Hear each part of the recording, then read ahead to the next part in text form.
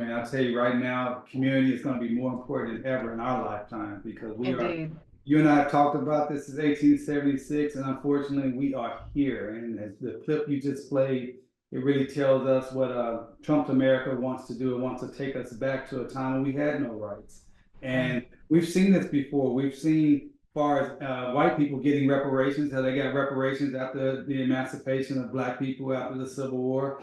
They Yep. got reparations. France got reparations from Haiti. So white people are used to getting reparations, but they've been very clear that they don't plan to give us anything. But we got to keep pushing, keep fighting through the odds, obstacles, and opposition.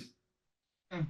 And they are manifold, and you know this intimately. The last time you were here, we were talking a bit about the Department of Justice launching a, I'm not going to call it an investigation, I'm going to call it a review of the already publicly available evidence with regards to what happened in 1921 in that that horrendous race massacre where countless numbers, thousands of Black lives were taken, and thousands of white lives wrongfully enriched with the theft of the stolen goods that those white men, those white women, and those white children absconded with in that effort. And we were talking about the fact that the Department of Justice finally, at this late great hour, had decided to make a review. But you noted that it wasn't really an investigation. It was because they weren't going to be using their subpoena power in ways.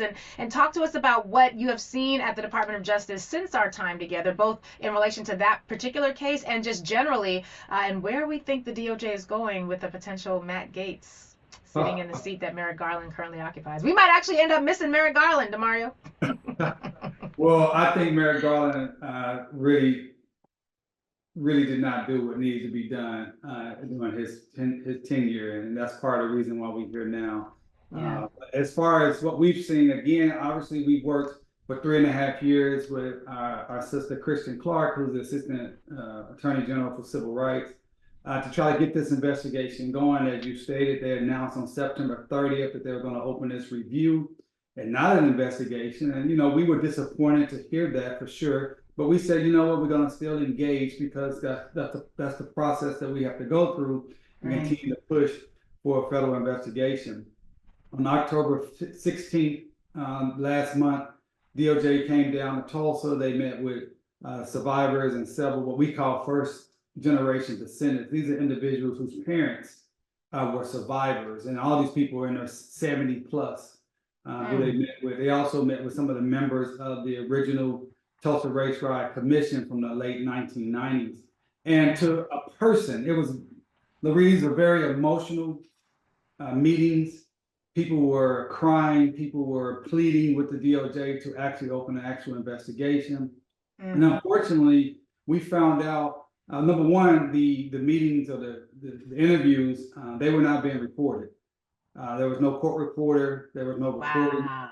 And so for many of the members who, everyone that participated felt like, now, wait a minute, is this legit? Is this a real deal that you're doing here?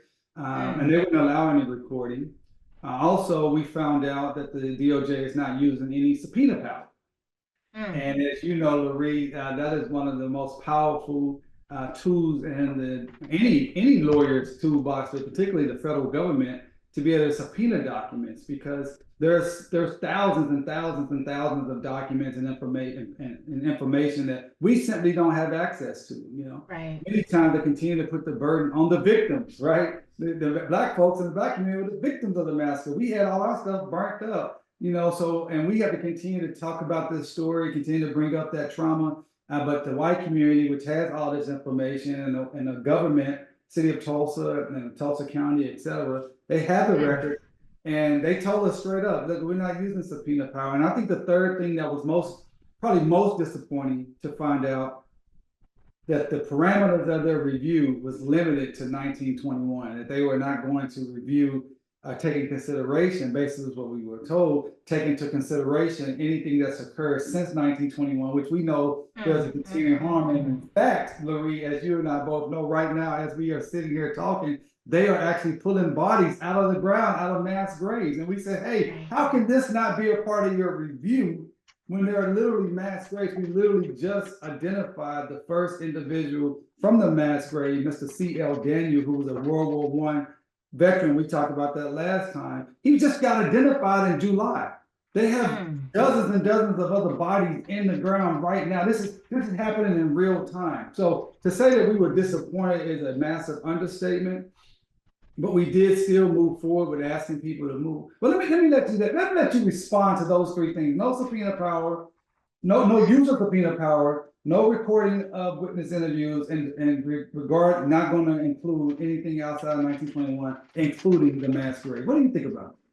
I think it feels as though like I'm losing my mind because this is literally the exact same thing. Like it feels like I'm losing my mind because and sometimes I've heard somebody say you be knowing stuff. No, I just look at history. You don't have to be a soothsayer. You don't have to dabble in the arts of the occult to be able to predict the history when you read history, and or to predict the future rather when you read history. And I'm going back to this article that Professor Jack Daniel wrote out of the Pittsburgh area called "The Montgomery Bus Boycott: Lessons Applicable Today." And one of the things he said was a direct quote from Carter G. Woodson, where he says, history shows that it does not matter who is in power or what revolutionary forces take over the government. Those who have not learned to do for themselves and have to depend solely on others never obtain any more rights or privileges in the end than they had in the beginning. And for our people, relying on this Department of Justice with Merrick Garland, who quite frankly has been one of the most feckless, spineless, slow, molasses moving administrative attorney generals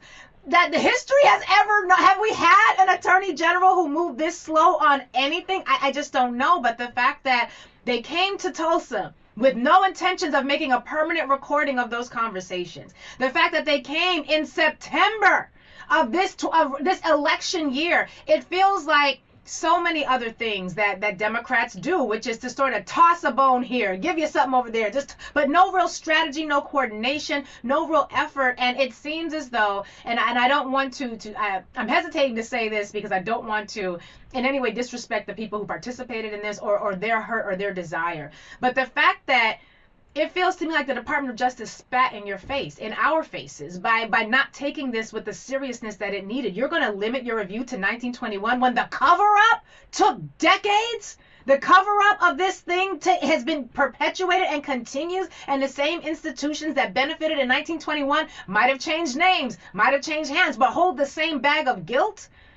It just feels like we're at the part where we've realized we have not gained any more rights or privileges in the end than we had in the beginning. Well, listen, what you just articulated is what everyone who participated with the DOJ felt the same way. And we're talking about people that's all 70 and up. There were a few folks in their 50s that participated, but there was mostly 70 and up, including an attorney here whose family was very prominent, had $161,000 losses, amount of losses in 1921. They submitted a claim for $161,000. They lost 22 properties, verified, documented properties during the massacre. He's over 80 years old. And people just felt like it felt like it was almost a sham. I mean, and again, we were appreciative to finally get some notice, but that's not what we wanted, you know? And so it was hurtful for me. And my team spent hours and hours preparing witnesses, preparing documents, we were preparing for a real deal investigation, and we get this, and as you stated, Lurie, it is so indicative of what happens with the Democratic Party, or just anyone as it relates to Black people. We get tossed a bone, we get murals put on the ground, they plant trees in our name, they create these programs that are outward facing, but at the end of the day, it's nothing actually concrete that happens. And you're right, to even announce something on September 30th, right, and say you're going to have a report done by the end of the year. Again, I am not going to disparage the people that are doing that. We are going to continue to participate, but I got to give the audience and our community the truth of the matter. And so I'm asking people still to contact the Department of Justice, even though it may seem futile. We're going to fight to the very end. We still need to be contacting the Department of Justice, Merrick Garland, and Kristen Clark, and say, you have a duty to actually do an actual investigation with the limited amount of time you have. What is the purpose of you doing an actual report at the end of December, and you know you're going to be out here in January? So today, at least start an actual investigation and open it and force the Trump administration to close it. Right. Don't write a report and then think the Trump administration is going to open an investigation. You can open an investigation now. You can start using subpoena power now. We still have 2 living survivors. We have thousands of descendants. You should do your job, DOJ. So that is what I'm hoping everyone here that is listening today will contact the DOJ and say, you have a duty. Do not waste these people's time. Do not waste our time. Like you said, don't spit in our face and make it seem like this is some great gift you're giving us because you came down and said, hey, we're just going to have a couple of meetings. Can I ask you a question that might take us into territory that, you and I often balance when we have these conversations, wanting to really go there, and sometimes we come back a little bit because we know what we know. If they can take what they took in Tulsa, and you're representing folks who can demonstrate the loss of 22 properties, the title records, the property records, the $161,019.21, and there's no recompense in 2024. What does that really mean, Damario, for where we're at right now as a nation? What does, as we're preparing to enter into what many are considering one of the most explicitly racist and dangerous administrations for non-white people, what does it mean that this precedent continues to be upheld by the actions and the inactions taken by this Department of Justice? It says that Black life is expendable, that our rights are optional, and us being here is only at the whim of the white power structure. And so that's something we have to really sit with and really, really understand. And I will tell you, to anyone that's listening, that's why I said in the beginning, community is going to be more important than ever. Yeah. Because I think the hurt that so many people like you and I and your audience was, felt is because we had clarity, 100% clarity from this nation where we stand within this nation. Right. Because regardless of what other reasons why they said they voted for Trump, the reality is those who voted for him were okay with outright overt racism, sexism, and violence that he's going to bring, that he's promised to bring. That's right. One thing I would respect about Trump and Republicans, they say who they are, they say what they will do, and then they do it for their people. Unlike the other side, that's mush mouth, mealy mouth, milk toast, and then once they do get power, they don't actually wield it in a manner that's going to be effective and impactful for the people on the ground. I don't begrudge brothers and sisters who decided, man, my life has not changed one bit, and that's why I'm not going to go stand in this line and vote, because I did that in 2008 with President Obama, and I gave the Democrats the presidency and over 60 Senate votes and over 70 House representatives, and my life has not changed. Now, I understand, Lurie, we gotta participate at all levels of politics at all times, regardless of what the opposition is. I get that.